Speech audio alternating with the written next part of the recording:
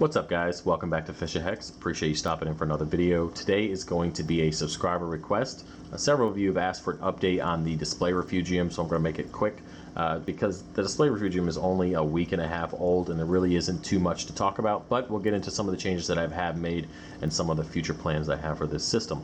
Now, the first thing I did is I removed that serpent star that I added when I originally set this up about a day after. He was really active. He was pretty big too. The problem is that there really wasn't anything in here for him to eat, so I just put him back in the refugium and he's been chilling in there. He has no problem. I've had him for a long time and I'd hate to see him die over something ridiculous like not having enough food in the display refugium because it was so new. So he's in there. And I probably won't put him back in this display just because he is pretty big. Another thing is I added a sand sifting sea star, which I love these guys. I just can't have them in the main display, obviously, because I don't have any sand, and they're reef safe with caution.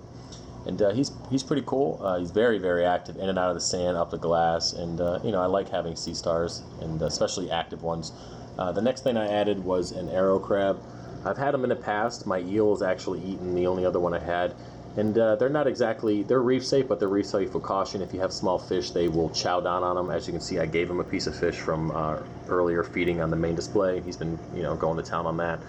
Now the thing is, I don't know if I'm going to keep him in here. He might go into the other refugium, just because I have plans for smaller fish, engineer goby, just some smaller fish that he might consider to be a meal, and I'd hate to have them, get killed by the crab. That'd just be ridiculous. So, time will tell. But for now, he's in there. He's chilling. He's pretty cool to look at, and I don't have to worry about him getting eaten by Reggie. As for growth and macroalgae, guys, I added some different chlorpa here. It's the bubble version. I have the other version here. And that's all what the other refugium's full of. But one of my subscribers dropped this off for me. It's pretty cool. It was full of copepods, amphipods, which is always awesome. And it grows quickly. It attaches to the rock, and it just adds another element to the system. I have to keep an eye on it because it is kind of attracted to the overflow there. But it'll be fine since I have the screen on there, and there really isn't a lot of flow going into this system. Now for growth-wise, that red piece of macroalgae I had here just kind of split up and floated around the tank, changed colors a little bit, but you can see there's a couple pieces of it there. As for growth, this guy has spread out. Literally overnight he grew that other bush. He didn't have that yesterday, so he's definitely taking off. This guy's taking off here, and then obviously the chlorpa is going to grow without any issues. The brush, he was doing okay. He's kind of coming back. And I gotta get a cleanup crew in here to kind of take care of some of this nuisance algae. And there really isn't a lot, guys. There's like barely anything, but it's to be expected with uncycled rock. You're kind of gonna get a diatom bloom there, and there really isn't any flow in here either. So I might have to change it up just to kind of get some of these bubbles off there. But I'll add a cleanup crew as time goes on. I'm not really in any rush, and it will happen. Now the plans for this tank are, as I want to get an algae pack. I haven't decided what I'm going to get yet, but I definitely plan on adding a lot more colorful algae in here, and upgrading my light, of course. That's something I want to do. I did take the 75 watt bulb off and I put the 100 watt on there just to get a better spread, and that seems to be fine.